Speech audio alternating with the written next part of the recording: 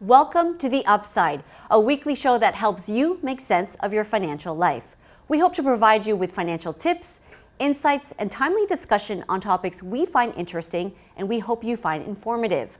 We'll go beyond the headlines, bringing in experts from all over the financial world, from portfolio managers to investment professionals to retirement and tax experts and everything in between. We want to help you make the most of your money and your life.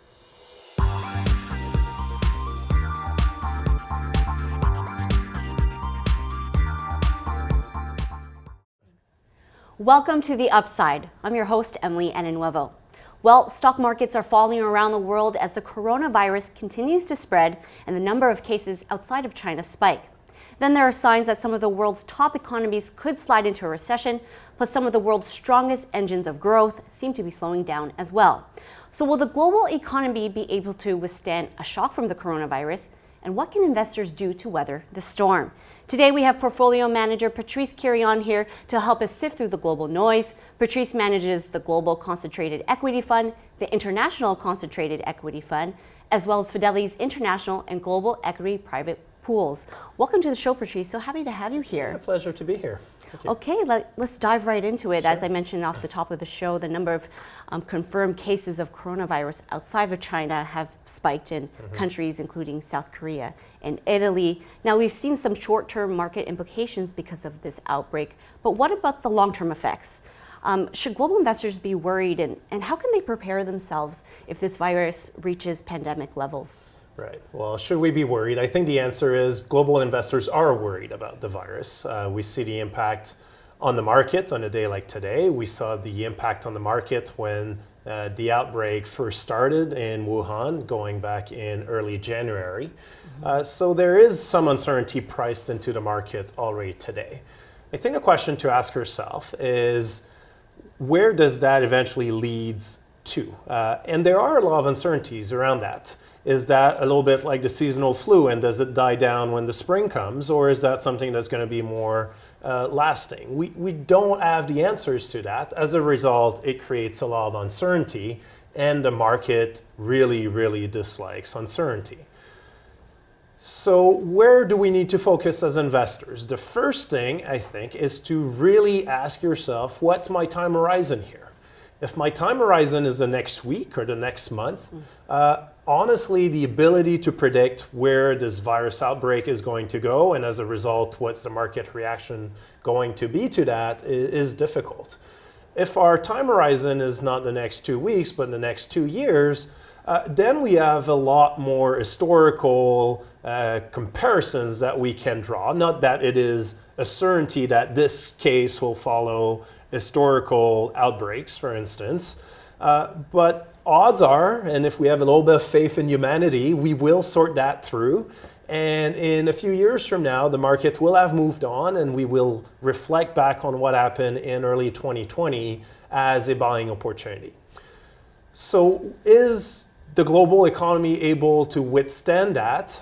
It depends how you define withstand. Like, the world will not stop, the economy will keep on going, but the economy will keep on going at a slower pace over the next few months, largely not because of the outbreak itself, because I know it's tragic to have a few thousands death, but the reality of a few thousands of death is nothing if you compare that even to just the regular influenza virus that kills about 50,000 people a year in the United States. The reason there will be an economic impact is because of the government's reaction to it, for good or bad reasons, only time will tell, but the decision to essentially shut down parts of China and the impact it has on the supply chains to a lot of companies, and the message it sends a little bit, because a lot of the economy is based on confidence. And when not investors, but consumers are exposed to all the headlines we're seeing right now, it does take a toll on confidence. And we are seeing a bit of a slowdown, especially in parts of China where a lot of the big discretionary purchases are down meaningfully. So there will be some impacts. There will be some impacts on travel. So I think as an investor, what we need to ask ourselves, as I said first, what's my time horizon? If our time horizon is long enough, it is very likely to be a buying opportunity. That's the view I'm taking. And secondly, let's try to be careful here in a way that what we own in our portfolios, we should make sure that they can withstand the stress of time in a tougher environment like we will be in for the next weeks, for sure, probably next few months. So it's a lot of pruning the portfolio, adding to opportunities, but making sure that we don't own companies that could be permanently damaged by a short-term situation. So it's definitely bracing yourself for change. I think the main concern now is that we're seeing cases outside of China, of course, but in Italy and South Korea, I think they are the 5th and the 12th, largest economies in the world, I believe. I mean, that is a concern to investors, right? Because I think the market was a bit muted when it first broke out. Now you see it changing a little bit. Yeah. I think essentially how the market looks at this situation is, if there's too much uncertainty, it is not good. If we can get some level of comfort on the situation not going away immediately, but stabilizing, then the market is more confident in the face of that, because the market is by definition a forward-looking mechanism. So why is it that we had a bad reaction in early January when it broke out, and then the market went off to make new highs up until last week? It's essentially because when we were looking at the situation in China, in Hubei province, the number of new cases was still like a large number, but every day that number was starting to tick down. So the market saw that as a little bit less uncertainty. It seems like the situation is not good, but stabilizing, and that's sufficient for investors to look ahead. Now with the outbreak outside of China, and I don't know if we can call it like a pandemic, I don't think we can at this point, but the fears that could lead to it is when you start to have pockets of uncertainty on what will that trajectory look like, being either in South Korea or in Italy, or maybe even more concerning in Iran or in Egypt, countries that are maybe a little bit less developed with their ability to cope with the situation. And I think that's what's raising the level of uncertainty once again. The market simply not knowing the answer of what the next few months do look like. So let's change gears a little bit, talk about another, a major geopolitical issue. The UK officially left the EU back in January. So Brexit is now in sort of this transition period as they look to what their future relationship looks like. So what does this transition period mean for investors, for trade between UK and the rest of Europe, even the UK and Canada for that matter? Right. So I'll touch that in two different buckets. In terms of what does it mean to the UK and their ability to sign trade agreements with the rest of the world, we don't have the answer today on what exactly those will look like.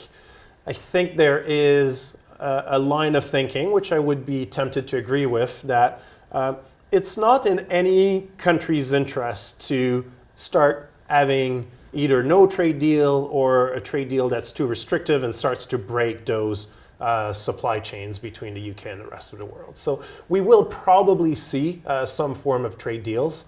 And I think that's what the market is operating with in terms of assumptions, which is probably accurate.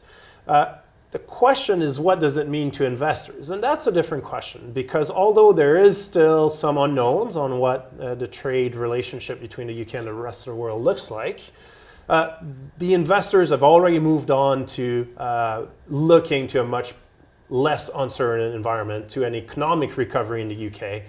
A lot of the UK market has done quite well since late last year. And we are seeing maybe a bit of a fundamental shift where it is no longer only the UK multinationals or exporters, which are in a way less dependent on the state of the UK economy. That was where investors were going into the UK market up until recently. Now we are seeing more optimism and even investors starting to take positions in more UK domestic stories, being either real estate, the banks, the consumer stocks that would be directly impacted by maybe a bit of a resurgence of the UK economy after 2 years of uncertainty, of consumers and corporates not going ahead with large ticket spending plans. So there could be a situation ahead of us where there is some pent-up demand into the UK economy. That said, as I mentioned earlier, the market is a great looking forward mechanism. By looking forward, I don't mean a few weeks. It's usually probably in the range of about a year. And as a result, a lot of these UK domestic stocks have already done quite well. So for me as a contrarian investor, I think the opportunity in the United Kingdom is maybe not totally behind us, but largely behind us. And I'm starting to move some of my attention and some of the portfolio into other parts of the world. And will Canada feel any of these effects, or will it take a while for us to actually, Yeah, I think the reality is for Canada, the trade is all about the US, a little bit about China. Our trading relationship with the UK, without being insignificant, is simply not the main driver of our Canadian economy. So I would not worry too much about it from our Canadian equity market. If we can talk about green investing for a moment, recent numbers suggest that green investing is here to stay, and more companies are making environmental sustainability their top priority. So I wanted to get your thoughts on ESG investing. Do you think it's a bubble, waiting to burst, or is it here to stay for good? I think it is here to stay, but there is a difference between being here to stay and necessarily being a great returns investment. So maybe a few thoughts that come to mind around ESG is, first of all, this is great. As investors, as portfolio managers or analysts on the team, we are engaging in discussions with companies around governance like we have for a very long time, but probably around the environment a lot more than ever before over the past few years. And I think it is starting to resonate much more broadly, and we are starting to see some of those discussions, and we can almost call it pressure from the markets on these management teams, on those companies, to try to do their contribution to make the world a bit better. So our view at Fidelity has been all about engaging, trying to push companies on areas where they can do things better. It's not simply about owning the companies that are ticking the environmental checkbox. It's also taking maybe some average companies and trying to have them become better for the world. So this is very encouraging and part of the process since a few years actually at Fidelity, but becoming ever more present. In terms of is that a bubble or not, I think this is where it is becoming tricky, I think might be the right word. On one end, you have a lot of demand from investors to buy those really green companies. Sure. On the other end, there are not that many of these very green companies out there, and there's probably not enough market capitalization to invest all of that demand. And as a result, we're seeing a lot of these renewable utilities, to give one example. We've seen some very, very sharp increases into the share prices over the past year or so on businesses where fundamentally not much has changed at all. And now we are left facing the dilemma as investors is we like what they're doing, but am I willing to pay that price that has been inflated to a very large extent? And that's a decision that each one of us needs to face every day.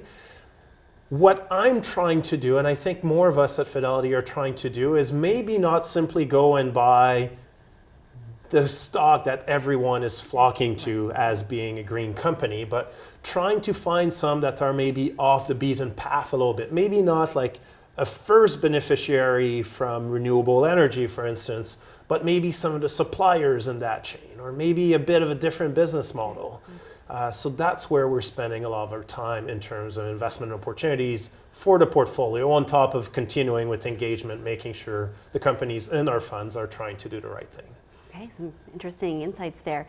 And lastly, Patrice, I just wanted to get your thoughts on, you said you're a contrarian investor. How do you adapt your style of investing with so much global uncertainty in this landscape, especially, the start of 2020. I mean, we're almost 3 months in and a lot has happened. How do you adapt to those changes? Right. Well, the first thing I would say, as a contrarian, I tend to favor this uncertainty because fundamentally what a contrarian believes in, and certainly what I do believe in, is every company is an entity with a fair value, if we can call it this way. The fair value of a company is essentially the future stream of cash flow that it can generate, and if we value that in today's dollars, how much is it worth? What does a contrarian do with that? The market is by definition emotional, like human nature is emotional. And when things are going well, the market will overreact, become overly optimistic about a situation. And when something is going wrong and when there's too much uncertainty on a given situation, the market and human nature as the market overreact to the downside. And therefore, stocks rarely trade on their fair value. A contrarian tries to buy them when they are trading deeply below fair value, as opposed to a momentum investor might simply like follow the crowd and keep adding even if stocks might be trading above fair value. What do we need to have in terms of situation to have a lot of stock trading below fair value? We need to have a lot of uncertainty and a lot of dispersion within the market. So pockets of the market that the market loves and pockets of the market that most investors don't like nearly as much. Right. And that's what creates those opportunities. So as a contrarian investor, I feel really optimistic about the opportunities that we are being presented, not only now, but really over the past year or 18 months or so, where we've seen a huge divergence between the parts of the market that are seen as high quality, defensive, bulletproof growth companies, which have seen like very sharp increases. And on the flip side, everything that is more cyclical, more value, which we've seen like pretty steep discounts in the market moving away from, which to me brings that opportunity. So what do we need to calibrate is that time horizon, because honestly, I cannot sit here today and tell you a week from now or months from now that large divergence will renormalize. It could take a year, it could take 2 years, hopefully it doesn't take that long. But I think if you are willing to stretch your time horizon, this is how you can take advantage of the markets we are in and this uncertainty that we are in as a contrarian investor. Patrice, I'd like to thank you so much for being on the show. There's so much happening in the markets right now. So appreciate your time and here and giving your insights and thoughts on what's happening. So really appreciate it. My pleasure, Emily. And thank you for watching. If you enjoyed this episode, please give it a like. And if you'd like to see more of the Upside content, visit Fidelity Canada's YouTube page and subscribe to our channel. Thanks for tuning in, and I'll see you next time on the Upside.